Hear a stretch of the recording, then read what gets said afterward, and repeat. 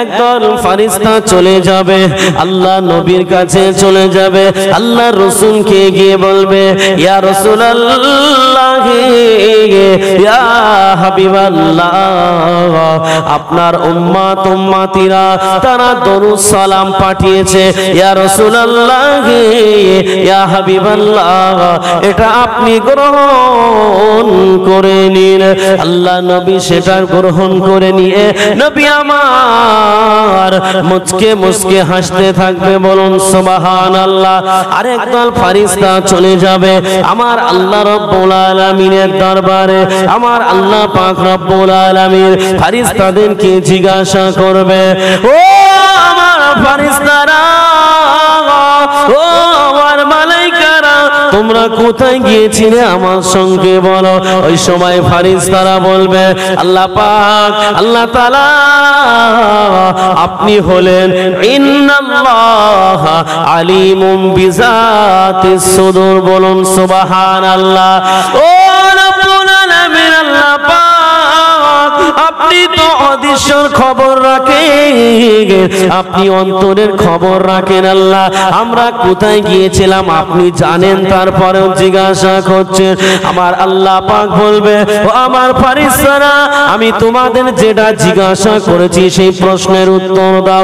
ফেরেশতারা বলবে আল্লাহ পাক, আমরা গিয়েছিলাম অমুক গ্রামেতে গিয়েছিলাম, সেখানে আখিরি মোনাজাত হয়ে গেছে, যে যার মতো বাড়ি চলে গেছে, আমরা অবশেষে আল্লাহ পাক আপনার দরবারে ফিরে এসেছি।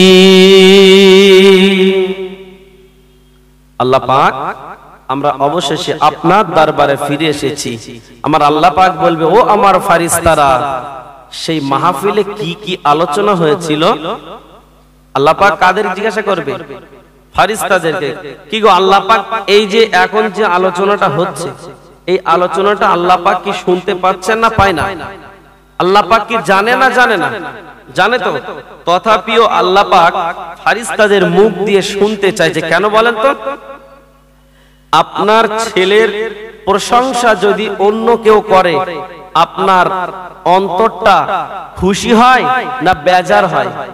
খুশি হয় না? তো আল্লাহ পাকও ফেরেশতাদের মুখ দিয়ে শুনতে চাইছে, এবং ফেরেশতাদের মুখ দিয়ে যখন শুনবে আমার আল্লাহ পাকও খুশি হয়ে যাবে, বলুন সুবহানাল্লাহ।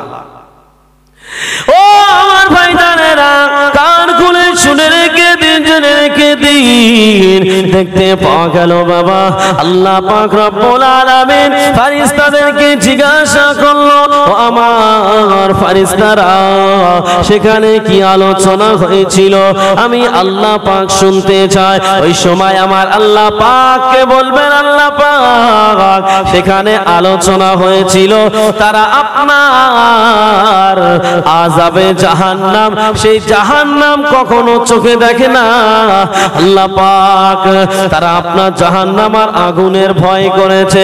আমার আল্লাহ পাক বলবে রব্বুল আলামিন, ওই সময় বলবে ও আমার ফেরেশতারা রে, যদি আমার বান্দা বান্দীরা তারা প্রকৃত জাহান্নামের ভয়ে কাঁদে, আমি আল্লাহ পাক আল্লাহ তাআলা তাদের মাহফিলে বসে থাকার বদৌলতে আমি আল্লাহ পাক তাদের জন্য জাহান্নামের আগুন হারাম করে দিলাম, বলুন সুবহানাল্লাহ। বলছে যদি প্রকৃত ভয় করে থাকে আর যদি কেঁদে থাকে, আমি আল্লাহ পাক মাহফিলে বসার বদৌলতে তাদের জীবনের গুনাহ মাফ করে দিয়ে আমি আল্লাহ পাক তাদেরকে জাহান্নামের আগুনকে আমি আল্লাহ পাক হারাম করে দিলাম, বলুন সুবহানাল্লাহ। ও আমার ভাইরা, আমার আল্লাহ পাক রব্বুল আলামিন আবার জিজ্ঞাসা করবে ও আমার ফেরেশতারা রে, সেখানে আর কি আলোচনা হয়েছিল? ওই সময় বলবে আল্লাহ পাক তারা জীবনের গুনার জন্য আপনার কাছে কাকুতি মিনতি করে কেঁদেছিল।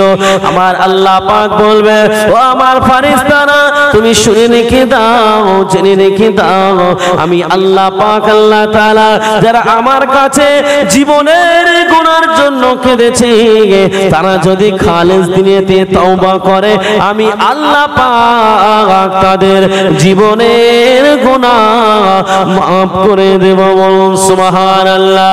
ও আমার ভাইজানেরা, আমার আল্লাহ পাক আল্লাহ তাআলা আমার ফেরেশতাদেরকে জিজ্ঞাসা করে, ও আমার ফেরেশতারা সেখানে আর কি কি আলোচনা হয়েছিল? ওই সময় বলবেন আল্লাহ পাক তারা আপনার জান্নাত, সেই জান্নাতের আশা করেছে। আল্লাহ পাক বলবেন, ও আমার ফেরেশতারা তোমরা সাক্ষী থাকো, আমি আল্লাহ পাক আল্লাহ তাআলা আমি তাদেরকে আমার রহমতের দয়ার জান্নাত তাদের নসিবে কবুল করে দিলাম, বলুন সুবহানাল্লাহ। ও আমার ভাইজানেরা, আমার আল্লাহ পাক রব্বুল আলামিন ওই সময় বলবে, ও আমার ফেরেশতারা মাহফিলের শুরুতে কারা এসেছিল, মাহফিলের মাঝখানে কারা এসেছিল, মাহফিলের শেষের দিকে কে এসেছিল? দেখতে পাওয়া গেল বাবা মাহফিলের শুরুতে যারা আমরা বসেছি দেখতে পাওয়া যাবে বাবা ফেরেশতারা বলবেন আল্লাহ পাক আপনার অমুক অমুক বান্দা বান্দি তারা মাহফিলের শুরুতে এসে বসেছিল। আমার আল্লাহ পাক বলবেন মাহফিলে বসার কারণে আমি আল্লাহ পাক তাদের জীবনের গুনাহ মাফ করে দিলাম, বলুন সুবহানাল্লাহ। কি গো, মাহফিল দিতে হবে না বন্ধ করতে হবে? দিয়ে দিলে লাভ আছে না ক্ষতি আছে? লাভ আছে না নাই? আছে তো। আল্লাহ যদি কবুল করে আপনার এই মাহফিলে বসার জন্য, আপনার জীবনের গুনাহ মাফ করে দেবে।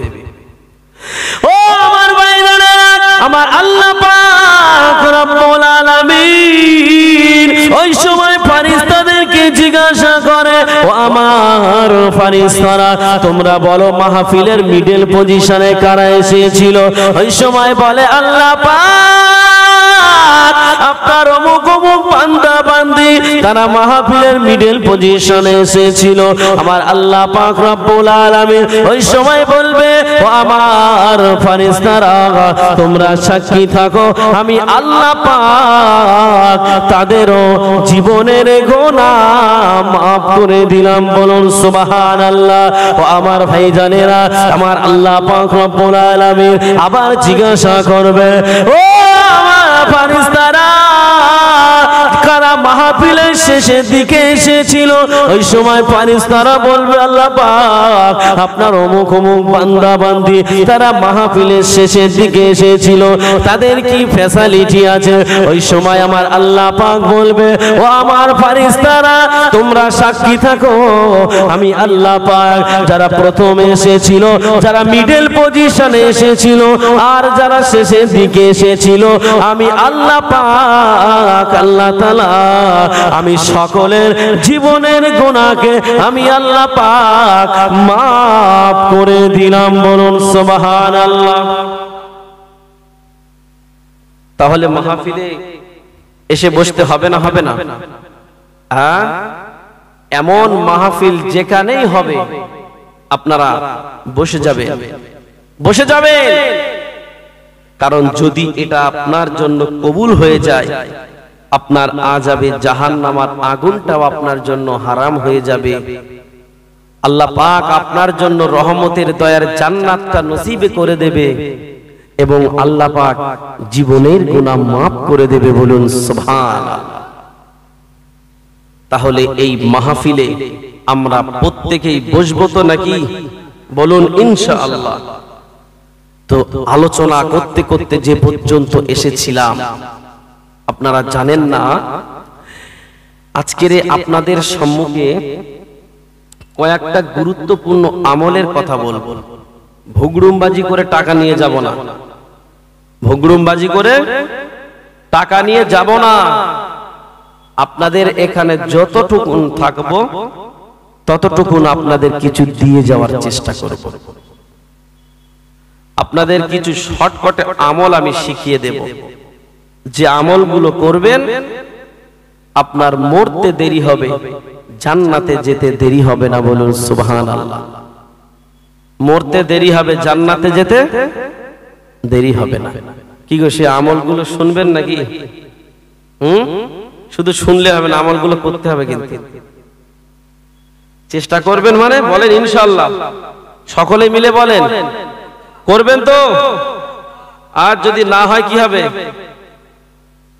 যদি না হয়, আল্লাহ পাক রব্বুল আলামিন তিনি কিন্তু সাক্ষী আছে, আমরা প্রত্যেকে আমলটা করব। তবে বাপ, যে বিশাল কঠিন আমল, বিশাল কষ্টের আমল তা না, কিন্তু ছোট্ট ছোট্ট আমল, ওই আমলগুলো যদি আমরা করতে পারি তাহলে আমাদের মরতে দেরি হবে, আল্লাহর জান্নাতে যেতে দেরি হবে না। বলুন সুবহানাল্লাহ। আল্লাহর নবী, আমি যেমন আপনাদের নিয়ে বসে দ্বীনে শরিয়াতের কথা আলোচনা করছি, তো আল্লাহর নবী সাহাবীদেরকে নিয়ে আলোচনা করছিল। করতে করতে হঠাৎ করে নবী আমার বলছে, তোমরা কেউ কি আছো যে বিনা হিসাবে জান্নাতে যেতে চাও? আল্লাহ রসুলকে বলল, হযরতে আলী দাঁড়িয়ে গেল। হযরতে আলী কে? বিশ্ব নবীর কি হয়? জামাই হয়। আবার আরেক দিক দিয়ে কি হয়? চাচাতো ভাই। তো সেই হযরতে আলী দাঁড়িয়ে গেল, ইয়া রাসূলুল্লাহ, ইয়া হাবিবাল্লাহ, আমি মরণের পরে বেহিসাবে জান্নাতে যেতে চাই এবং শর্টকাটে আমলগুলো আমি শিখতে চাই। আল্লাহ রসুল হযরতে আলীকে বলল, ও আমার ভাইজানেরা, ও সোনার মানিকেরা, কান খুলে শুনে রেখে দিন, জেনে রেখে দিন, নবী আমার দিন ও দুনিয়ার বাদশা হাবিবুল্লাহ জনাবে মুহাম্মদ রাসূলুল্লাহ সাল্লাল্লাহু আলাইহি ওয়াসাল্লাম সাহাবীদেরকে নিয়ে দ্বীনের শরিয়াতের কথা আলোচনা করছিল। আল্লাহ নবী সাহাবীদেরকে বলতে লাগে, ও সাহাবীরা রে, তোমরা মরণের পরে কে কে বিনা হিসাবে জান্নাতে যেতে চাও? কে কে মরার পরে সহজে জান্নাতে যেতে চাও? হযরতে আলী দাঁড়িয়ে বলল, ইয়া রাসূলুল্লাহ, ইয়া হাবিবাল্লাহ, আমি মরণের পরে বিনা হিসাবে জান্নাতে যেতে চাই, আমি মরণের পরে সহজে জান্নাতে যেতে চাই। আল্লাহ নবী বলল, বাবা আলী, তুমি যদি মরণের পরে বিনা হিসাবে জান্নাতে যেতে চাও, তাহলে তুমি প্রত্যেকদিন রাত্রিতে আল্লাহর রাস্তায় 4000 টাকা দান করে ঘুমাবে। কত টাকা? হ্যাঁ, কম নাকি? টাকাটা কম না বেশি?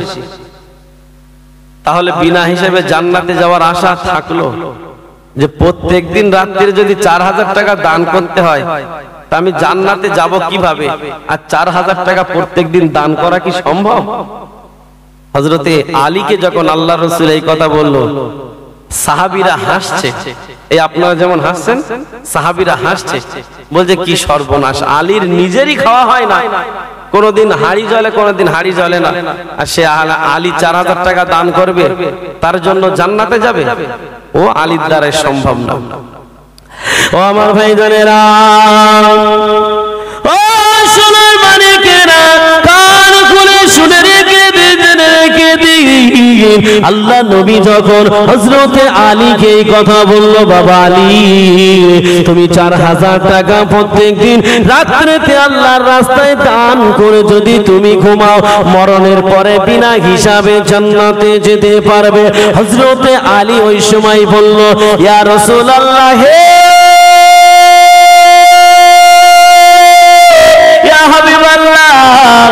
আমি প্রত্যেক দিন রাত্রিতে 4000 টাকা আল্লাহর রাস্তায় দান করতে পারবো না, কেননা কোনদিন আমার খাওয়া হয়, আবার কোনদিন আমার খাওয়া হয় না। ইয়া রাসূলুল্লাহ, ইয়া হাবিবাল্লাহ, হুজুর আমি 4000 টাকা রাস্তায় দান করতে পারবো না, আপনি আমার বেয়াদবি মাফ করুন, আমি এই কথাটা রাখতে পারলাম না।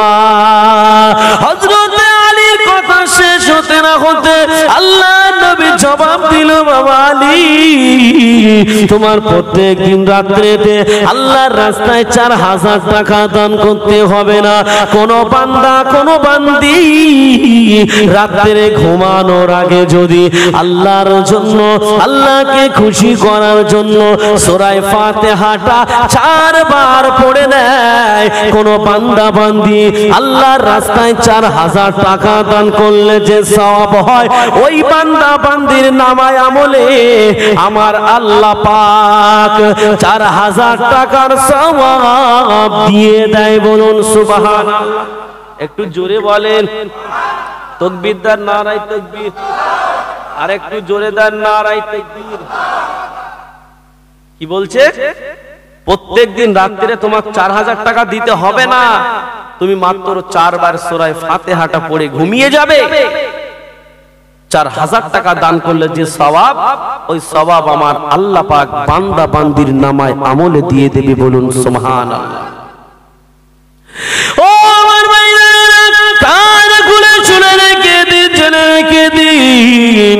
আল্লাহ নবী বলল, ও বাবা আলী, শুধু আল্লাহর রাস্তায় দান করা হলো না, 4 বার সূরা ফাতিহা পড়লে আর একটা ফ্যাসিলিটি হলো, তুমি মারা যাবে, মরণের পরে জান্নাতে যাওয়ার রাস্তাটা আমার আল্লাহ পাক সহজ করে দেবে। বলুন সুবহানাল্লাহ। ফ্যাসিলিটি করকম?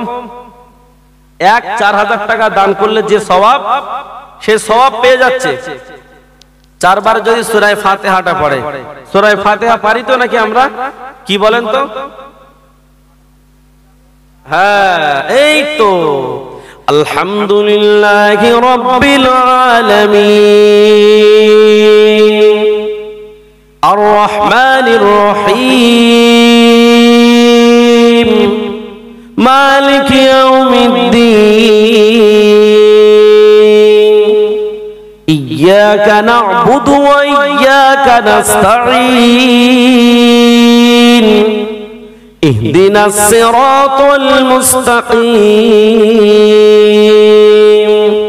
কি গো, এই সূরা ফাতিহাটা আমরা পারি তো নাকি? এই সূরা ফাতিহাটা যদি ঘুমানোর আগে আপনি 4 বার পড়েন, আপনার কি খুব কষ্ট হবে? এই জোরে বলেন। এই আমলটা করতে পারবো আমরা? বাবাজি পারবো তো? বলেন ইনশাআল্লাহ। এই আমলটা করলে ফ্যাসিলিটি কটা? 4000 টাকা আল্লাহর রাস্তায় দান করলে যে সওয়াব, সেটা পাবেন, এবং আপনার মরণের পরে জান্নাতে যাওয়ার রাস্তাটা আপনার জন্য সহজ হয়ে গেল। বলুন সুবহানাল্লাহ। পর্দার আড়ালে আমার যে মা বোন আছে, আমি ওনাদেরকেও বলছি, আপনারা ওয়াজটা শুনবেন এবং আপনারাও এই আমলটা করবেন। যদি এই আমলটা করেন, শুধু আমার বাবাজি ভাইদের জন্য নয়, এটা প্রত্যেক মুসলমান নর নারীর জন্য আমি এই ওয়াজটা করছি। ওই জন্য মা বোনেরা আপনারাও এই আমলটা করে বাস্তবে একটু রূপ দিবেন, তাহলে মরণের পরে দেখবেন আমাদের কবরের মধ্যে আল্লাহ পাক সাহায্য সহযোগিতা করবে। বলুন সুবহানাল্লাহ। হযরতে আলী যখন শুনলো যে 4 বার সূরা ফাতিহা পড়লে 4000 টাকা দান করার সওয়াব, হযরতে আলী এবারে বলছে, ইয়া রাসূলুল্লাহ, ইয়া হাবিবাল্লাহ, আপনি এমন আমল আমাকে আরো বলুন, আর এই আমলগুলো আমি করব এবং মরণের পরে বিনা হিসাবে আমি জান্নাতে যেতে চাই। বলুন সুবহানাল্লাহ। আল্লাহ নবী সাল্লাল্লাহু আলাইহি ওয়াসাল্লাম হযরতে আলী আল্লাহর নবীকে বলল, ইয়া রাসূলুল্লাহ, হে ইয়া হাবিবাল্লাহ, হুজুর আপনি এমন আমল আমাকে আরো বলুন, আমি এই আমলগুলো আরো করতে চাই। আল্লাহ নবীকে যখন এই কথা বলল, আল্লাহ নবী ওই সময় বলল, ও বাবা আলী, তুমি প্রত্যেক দিন রাত্রিতে তুমি যদি বিনা হিসাবে জান্নাতে যেতে চাও, প্রত্যেক দিন রাত্রিতে 30 পারা কোরআন খতম করে তারপরে ঘুমাবে। কপারা 30 পারা, মানে গোটা কোরআনটা পড়তে বলছে। তাই এখন গোটা কোরআনটা পড়ার পর সারা রাত ধরে পড়লেও শেষ হবে? যারা হাফেজ মানুষ তাদের নাই 7-8 ঘন্টায় শেষ হলো, কিন্তু এই যারা আম মানুষ, যারা শিখেছে, তো তাদেরকে যদি বলা হয় সারা রাত্রে কোরআন খতম করতে হবে, পারবে? হযরতে আলী বলছি, ইয়া রাসূলুল্লাহ, ইয়া হাবিবাল্লাহ, আমি যদি গোটা রাত ধরে কোরআন শরীফ পড়ি, কোরআন পড়তে পড়তে পড়তে পড়তে ফজর হয়ে যাবে, কিন্তু সে কোরআন খতম তো শেষ হবে না। তাহলে আমি ঘুমাবো কবে? সারা জীবনে যদি সারা রাত ধরে কোরআন পড়ি, তাহলে আমার ঘুমানোর টাইমটা আমার কোথায়? ও আমার ভাইজানেরা, নবী আমার দিন দুনিয়ার বাদশা হাবিবুল্লাহ জনাবে মুহাম্মদ রাসূলুল্লাহ সাল্লাল্লাহু আলাইহি ওয়াসাল্লাম, আল্লাহর নবী ওই সময় আলীকে বলল, ও বাবা আলী, তুমি শুনে রেখে দাও, জেনে রেখে দাও, তোমার প্রত্যেক দিন রাত্রিতে 30 পারা কোরআন পড়ে ঘুমাতে হবে না। প্রত্যেক দিন রাত জেগে জেগে জেগে জেগে তোমার গোটা কোরআন খতম করতে হবে না। আল্লাহ নবীকে বলল, ইয়া রাসূলুল্লাহ, ইয়া হাবিবাল্লাহ, তাহলে আমি কি করব আমার বলে দিন। আল্লাহ নবী বলল, কোন বান্দা বান্দি যদি 3 বার সূরা ইখলাসটা পড়ে নেয়, কোন বান্দা বান্দি যদি ঘুমানোর আগে 3 বার সূরা ইখলাস পড়ে ঘুমিয়ে যায়, গোটা কোরআন পড়লে যে সওয়াব হয় আমার আল্লাহ পাক রব্বুল আলামিন এক একজন বান্দা বান্দির নামায় আমলে ওই গোটা কোরআন খতমের সওয়াব দিয়ে দেয়। জোরে নারে তাকবীর, নারে তাকবীর। গোটা কোরআন খতম করার সওয়াব মাত্র 3 বার সূরা ইখলাসটা পড়তে হবে। কি গো, সূরা ইখলাসটা পারেন তো নাকি? কে কে পারেন দেখে হাত উঁচু করেন। সবাই পারে না। যদি ধরি এখানে মাইকে, সহিভাবে বলতে পারবে না, শুদ্ধভাবে বলতে পারবে না। তো সূরা ইখলাসটা 3 বার পড়তে হবে। কতবার? 3 বার। তাহলে এই সূরা ইখলাসটা পড়তে গেলে আমাদের কি অনেক সময় যাবে? যাবে না তো। তাহলে এইদিকে হলো সূরা ফাতিহা কতবার? 4 বার। বাবা, খুব সুন্দর, ওয়াজটা বেশ মন দিয়ে শুনছে। আর সূরা ইখলাস কতবার? 3 বার। এই যে পটপট করে উত্তর দিচ্ছেন, আপনি জানেন না আমার ওয়াজ করতে কতটা ভালো লাগছে। গতকালকে ফুরপুরা শরীফে গিয়েছি ওয়াজ করতে, তো ওখানে গিয়ে শ্রোতাদের বলছি জোরে বলো সুবহানাল্লাহ, তা জানো সেই মুখ গোমরা করে বসে যে হুজুর একা বলুক, হুজুর ওয়াজ করতেছে, হুজুর সুবহানাল্লাহ, এ মুখ দিয়ে কোনো সুবহানাল্লাহর আওয়াজ বেরোয় না। একটু দরুদ শরীফ পড়তে বলছি, তা দরুদ শরীফ পড়ে না। একটু আলহামদুলিল্লাহ বলতে বলছি, আলহামদুলিল্লাহ জোর করে বলে না, ঠেলে ঠেলে ঠেলে ঠেলে বলতে হচ্ছে। তো যাই হোক বাবাজি, এই সূরা ইখলাস এবং সূরা ফাতিহা এই আমলগুলো করলে শুধু গোটা কোরআন খতম করার সওয়াব হবে তা নয়, আপনার মৃত্যুর পরে বিনা হিসাবে জান্নাতে যাওয়ার জন্য আপনার রাস্তাটা ক্লিয়ার হচ্ছে। বলুন সুবহানাল্লাহ। এই আমলগুলো আপনারা করবেন, করবেন তো? হযরতে আলী যখন দেখলো 3 বার সূরা ইখলাস পড়লে যদি গোটা কোরআনের সওয়াব হয়, তাহলে আমি আরো আমল আল্লাহর রাসূলের কাছ থেকে জানতে চাই এবং সে আমলগুলো আমি করতে চাই। ও আমার ভাইজানেরা, ও সোনার মানিকেরা, আল্লাহ নবীকে হযরত আলী বলল, ইয়া রাসূলুল্লাহ, ইয়া হাবিবাল্লাহ, হুজুর আপনি আমাকে এমন আমল আরো বলে দিন, এমন আমল আমি আরো করতে চাই। আল্লাহ নবী ওই সময় হযরত আলীকে বলল, ও বাবা আলী, তুমি প্রত্যেক দিন রাত্রিতে জান্নাতের ঋণ পরিশোধ করে তারপরে ঘুমাবে। কিসের ঋণ? জান্নাতের ঋণ। কি গো, জান্নাতের একটা পাথরের দাম জানেন কত? যে মহিলারা জান্নাতে নারী, জান্নাতি মহিলা, আল্লাহ পাক যে সমস্ত মহিলারা জান্নাতি নারীদের, জান্নাতি মহিলাদের যে ওড়না দেবে, ওড়না, এই ওড়নার মধ্যে দেখবেন পাথর আছে। এই আমাদের মা বোনেরা ওড়না পরে দেখবেন ওড়নাটা চিকচিক চিকচিক করে না পাথর দেওয়ার কারণে? তো সেই জান্নাতি মহিলাদের ওড়নার মধ্যে পাথর থাকবে। ওই একটা পাথর, সব পাথর নয়, ওই ওড়নার মধ্যে থেকে একটা পাথর যদি আপনি নিয়ে এই পৃথিবীর জমিনে আসেন, আর এই 7 তবক জমিন আসমান তাম পৃথিবী যদি আপনি বিক্রি করে দেন, ওই মহিলাদের একটা পাথরের মূল্য আপনার দাম হবে না, হবে না, হবে না। হযরতে আলীকে যখন আল্লাহর রাসূল বলল যে তুমি গোটা জান্নাতের ঋণ পরিশোধ করে ঘুমাবে, হযরতে আলী তো অবাক যে আমার নিজেরই খাওয়া হয় না, আমি কেমন করে জান্নাতের ঋণ পরিশোধ করব। ও আমার ভাইজানেরা, ও সোনার মানিকেরা, কান খুলে শুনে রেখে দিন, শুনে রেখে দিন। নবী আমার দিন দুনিয়ার বাদশা হাবিবুল্লাহ জনাবে মুহাম্মদ রাসূলুল্লাহ সাল্লাল্লাহু আলাইহি ওয়াসাল্লাম, আল্লাহ নবী যখন আলীকে বলল, ও বাবা আলী, তুমি প্রত্যেক দিন রাত্রিতে জান্নাতের ঋণটা, জান্নাতের মূল্যটা পরিশোধ করে ঘুমাবে। হযরতে আলী আল্লাহ নবীকে বলল, ইয়া রাসূলুল্লাহ, ইয়া হাবিবাল্লাহ, আপনি আমার বিয়াদবি maaf করে দিন, আমি গোটা জান্নাতের ঋণ পরিশোধ করতে পারবো না। কেননা জান্নাতি মহিলাদের যে অন্যায় পাথর থাকে, একটা পাথর যদি 7 তবক জমিন আসমান বিক্রি করে দেওয়া হয়, একটা পাথরের মূল্য হবে না। ইয়া রাসূলুল্লাহ, ইয়া হাবিবাল্লাহ, আমি জান্নাতের ঋণ আমি আলী কেমন করে পরিশোধ করব?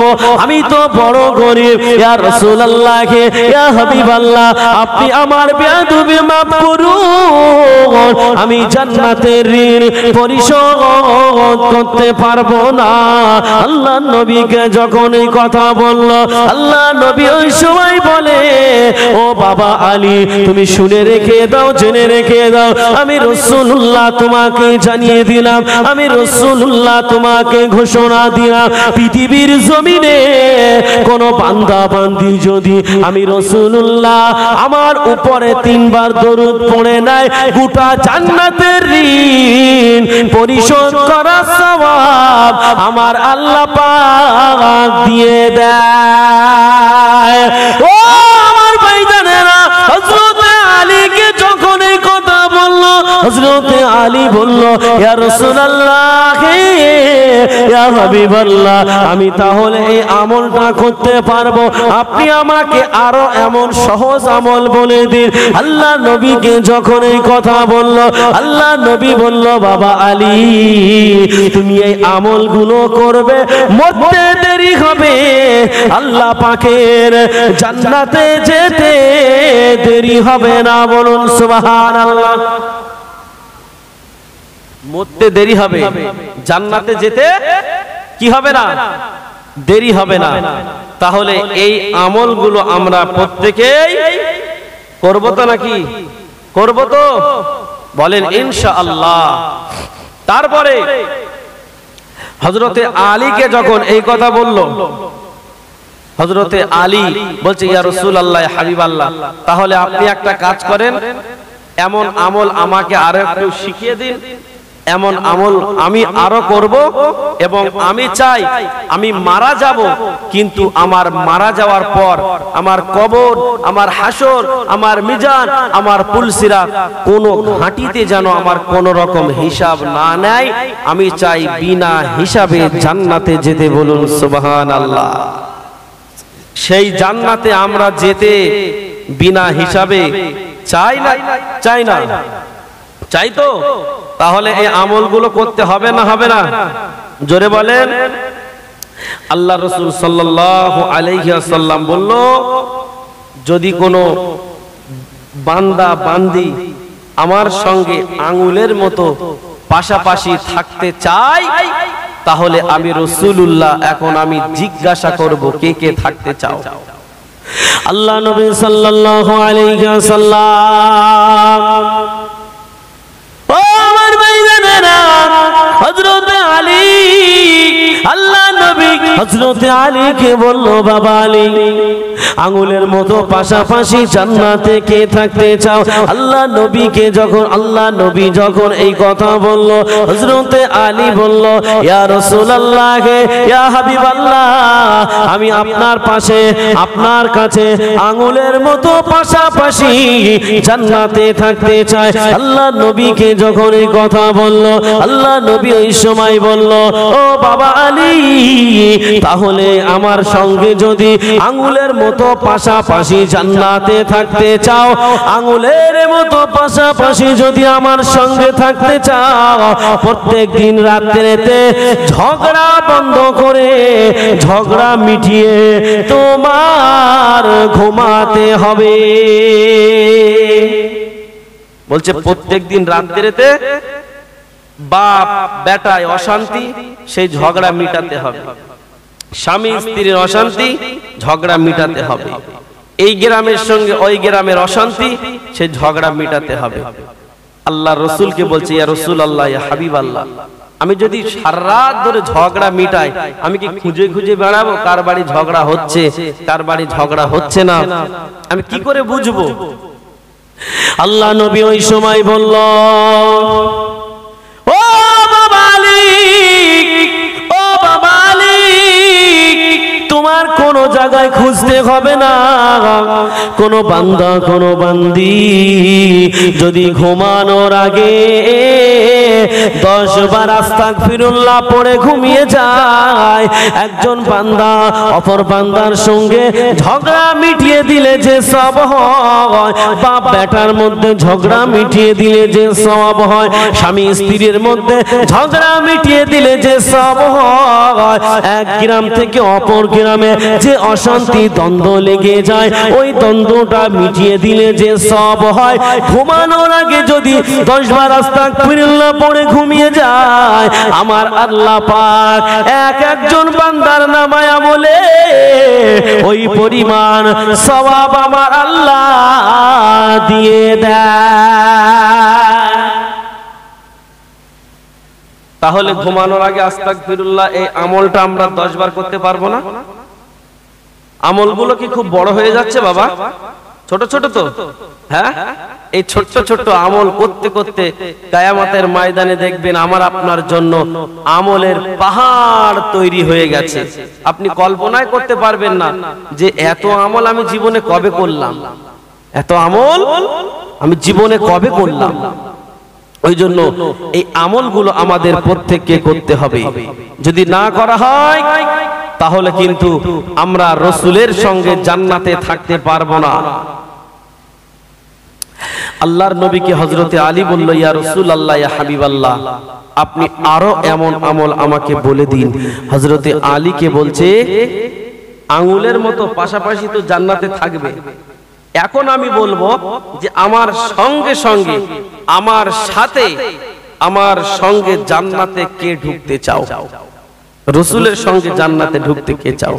হযরতে আলী বলল, ইয়া রাসূলুল্লাহ, আমি ঢুকতে চাই, আপনি আমলটা বলে দিন, আমি আমলটা করব। আল্লাহ নবী সাল্লাল্লাহু আলাইহি ওয়াসাল্লাম হযরতে আলীকে এই সময় বলল, ও বাবা আলী, ও বাবা আলী, যদি আঙ্গুলের মতো পাশাপাশি থাকতে চাও, আমি রাসূলুল্লাহ আমি জানিয়ে দিলাম, আমি রাসূলুল্লাহ আমি শুনিয়ে দিলাম, প্রত্যেক দিন রাত্রিতে একটা করে মকবুল হজ করে ঘুমাতে হবে, মকবুল উমরা করে ঘুমাতে হবে। হযরতে আলী অবাক হয়ে গেল, আল্লাহ নবীকে বলল, ইয়া রাসূলুল্লাহ, ইয়া হাবিবাল্লাহ, প্রত্যেক দিন রাত্রিতে আমি মকবুল উমরা মকবুল হজ কেমন করে করব? আল্লাহ নবীকে ওই সময় বলে, ইয়া রাসূলুল্লাহ, ইয়া হাবিবাল্লাহ, আমি প্রত্যেক দিন রাত্রিতে মক্কা থেকে মদিনা অনেকটাই দূরত্ব রাস্তা, মক্কা থেকে মদিনা অনেকটা ডিফারেন্সের রাস্তা।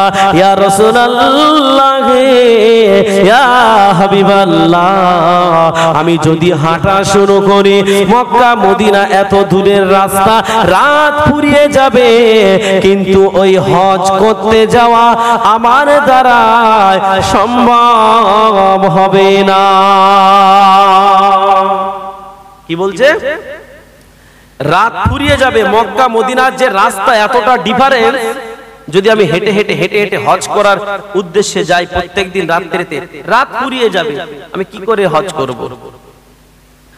ও আমার ভাইজানেরা, নবী আমার দিন ও দুনিয়ার বাদশা হাবিবুল্লাহ জনাবে মুহাম্মদ রাসূলুল্লাহ সাল্লাল্লাহু আলাইহি ওয়াসাল্লাম, আল্লাহ নবী ওই সময় বলল, ও বাবা আলী, বাবা আলী, তুমি চিন্তা করো না, তুমি টেনশন করো না, তোমার পায়ে হেঁটে হেঁটে কষ্ট করে হজ করতে হবে না। কোন বান্দা বান্দি যদি ঘুমানোর আগে কালেমায়ে তামসিদ, কালেমায়ে তাওহীদ এই দুটো কালেমা পড়ে ঘুমিয়ে যায়, ওই এক একজন বান্দা বান্দির নামায় আমলে আমার আল্লাহ পাক মকবুল হজের সওয়াব আমার আল্লাহ দিয়ে দেয়। আপনি এখন হজ করতে যাবেন, আপনার কত টাকা খরচা হবে বলেন তো?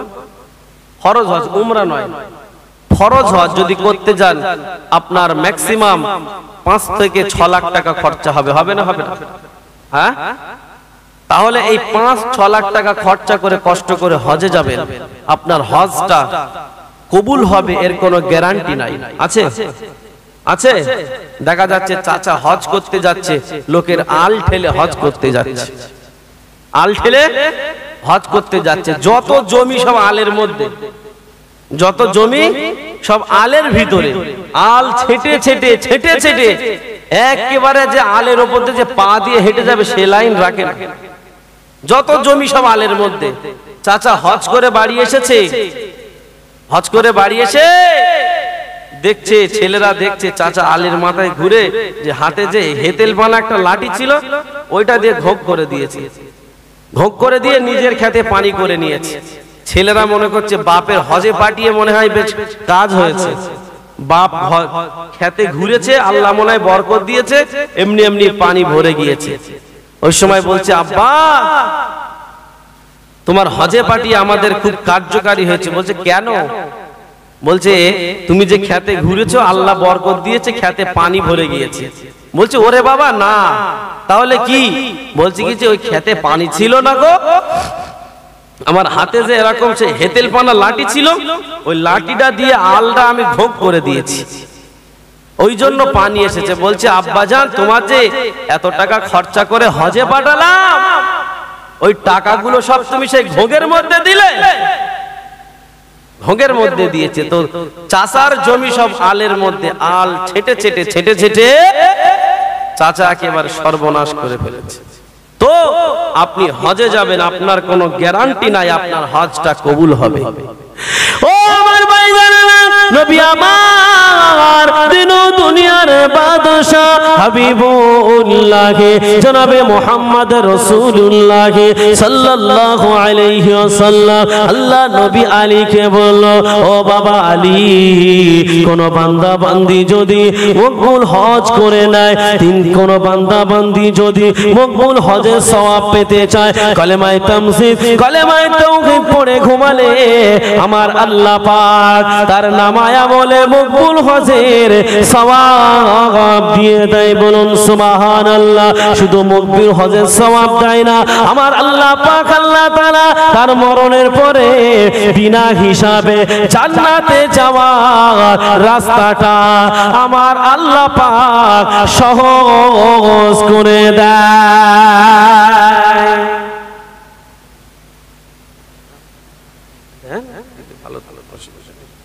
মোহাব্বতে দরুদ আল্লাহুম্মা সাল্লি আলা